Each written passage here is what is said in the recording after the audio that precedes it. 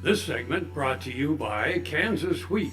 Learn more at rediscoverwheat.org. We, from a animal food industry perspective, asked for a phase-in of these regulations because it was such a change to our industry. And the first phase of that was the current good manufacturing inspections. So last year became the first time where all three sizes of facilities, so large facilities, so those facilities that have more than 500 employees across all of your entire business, not just your feed business, but it can include any other portions of your business. The small facilities, which is those less than 500 employees, but you sell more than $2.5 million worth of animal food. And then the very small, which is everything less than $2.5 million of animal food sales. So for the first time, everybody has to be in compliance with the current good manufacturing practice and regulations. FDA has been doing inspections under the current good manufacturing practice regulations since February of 2017.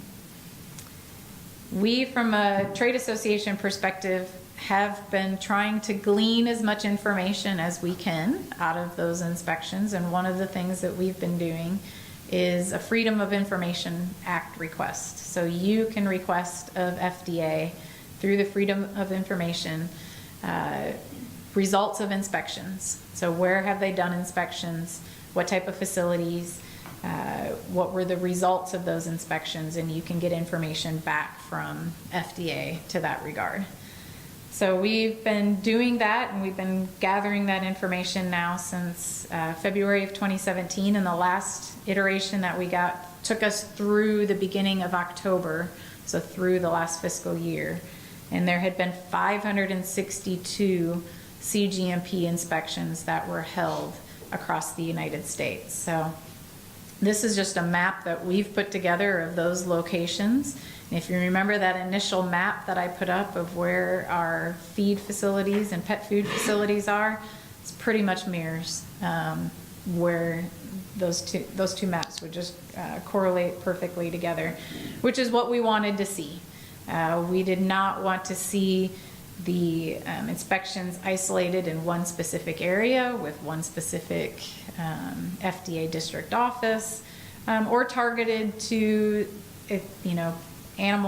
livestock feed more than pet food, or vice versa. We wanted to see product diversity as well as geographic diversity, and so far that's coming through in the results that we've seen from the CGMP inspections. So as I said, there had been about 562 inspections, and these are inspections that have been classified. So there's government speak. You can have had an inspection, but it maybe hasn't been reported out yet because it hasn't been closed or finalized, and that's what when they classify it. So that's the only time we're getting that information.